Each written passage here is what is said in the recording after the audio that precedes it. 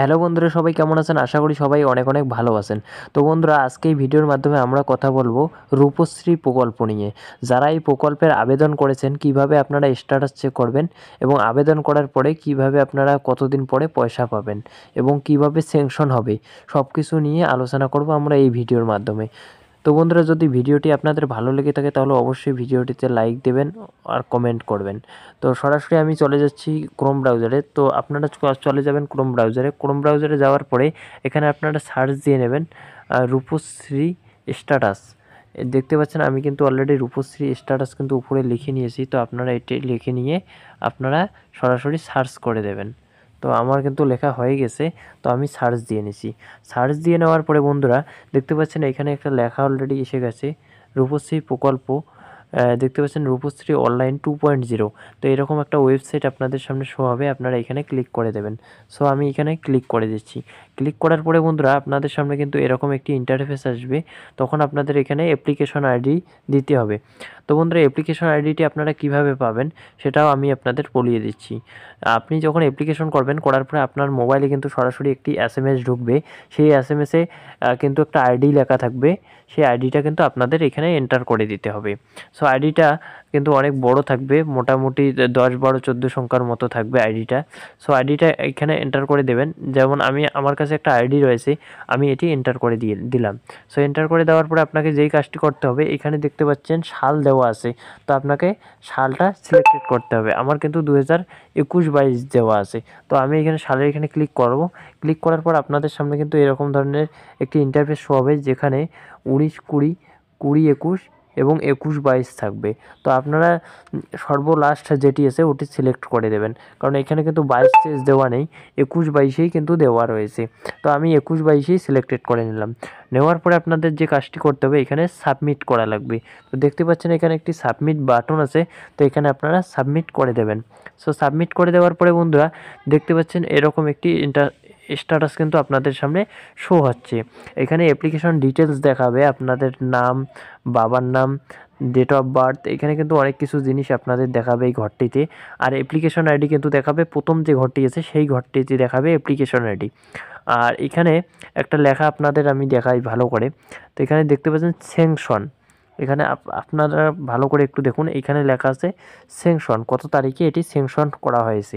তো দেখতে পাচ্ছেন যে 30/11/2023 এটি কিন্তু স্যাংশন করা হয়েছে।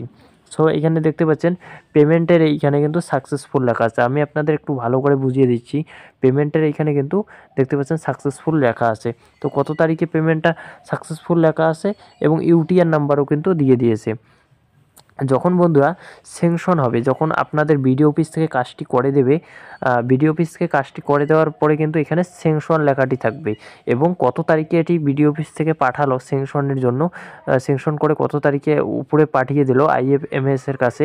তো এটি কিন্তু আপনাদের এখানে দেখাবে। যদি ইনকেস কোনো কারণবশত অ্যাপ্লিকেশনটি রিজেক্ট হয়ে যায়, সেক্ষেত্রে কিন্তু আপনাদের এখানে রিজেক্ট লেখা কিন্তু শো হবে এবং কত তারিখে রিজেক্ট হলো সেটিও কিন্তু এখানে দেখাবে।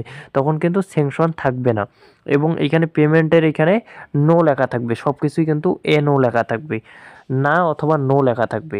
আর এখানে দেখতে পাচ্ছেন পেমেন্ট স্ট্যাটাস, এখানে রিজেক্ট লেখা আছে অথবা না না সবকটাই দেওয়া আছে। তো এটি বিষয়ে আমরা একটু পরে কথা বলতেছি। সো বন্ধুরা, এখানে দেখতে পাচ্ছেন যদি আপনার এখানে স্যাংশন হয়ে থাকে সাকসেসফুলভাবে, সেক্ষেত্রে আপনারা কিন্তু পয়সা অবশ্যই পাবেন। এটি 100% আপনারা পয়সা পেয়ে যাবেন। তো এটি কতদিন পরে পাবেন আমি তাও আপনাদের বলিয়ে দিচ্ছি। তো এখানে দেখতে পাচ্ছেন পেমেন্ট সাকসেসফুল লেখা কিন্তু আছে। সো আইএফএমএস থেকে কিন্তু পেমেন্টটি সাকসেসফুলভাবে রেজিস্টার করা হয়েছে। এটি কিন্তু যখন পেমেন্টটা আপনাদের অ্যাকাউন্টে ঢুকে যাবে, পেমেন্ট ঢোকার 1-2 দিন পরে কিন্তু স্ট্যাটাসটি অটোমেটিক আপডেট হয়ে যাবে।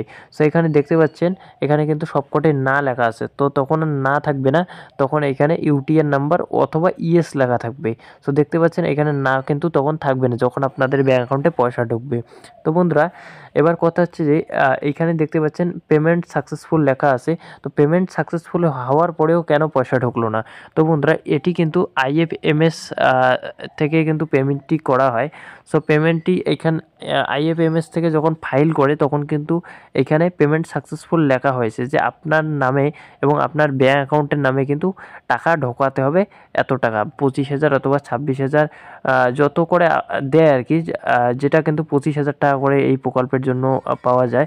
তো 25,000 টাকা আপনাদের যখন স্যাংশন করা হবে তখন কিন্তু এইখানে স্যাংশন লেখা থাকবে। আর যখন পেমেন্টটি আপনাদের রেজিস্টার করা হবে যে আপনার নামে কিন্তু একটা পেমেন্ট দেওয়া হচ্ছে, তো তখন কিন্তু এখানে পেমেন্ট সাকসেসফুল লেখা দেখাবে এবং যখন আপনাদের ব্যাঙ্ক অ্যাকাউন্টে পয়সাটা ঢুকবে তার কিন্তু 2-4 দিন পরে কিন্তু এটি ইয়েস হয়ে যাবে, অথবা এখানে UTR নাম্বার দেওয়া থাকবে অথবা সাকসেসফুল লেখা থাকবে, কিন্তু তখন কিন্তু এর না লেখা থাকবে না।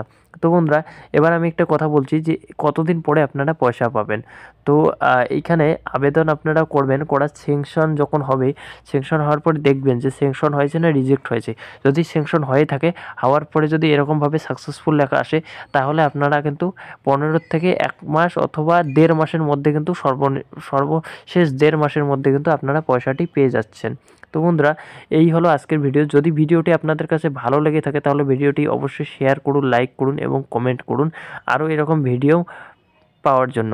আর বন্ধুরা যদি আমাদের সঙ্গে আপনার যোগাযোগ করতে চান সেক্ষেত্রে আমাদের ভিডিও ডেসক্রিপশন বক্সে হোয়াটসঅ্যাপ গ্রুপের লিঙ্ক থাকবে এবং টেলিগ্রাম গ্রুপের লিঙ্ক থাকবে, আপনারা চাইলে জয়েন হতে পারেন বিভিন্ন ভিডিও নোটিফিকেশন পাওয়ার জন্য।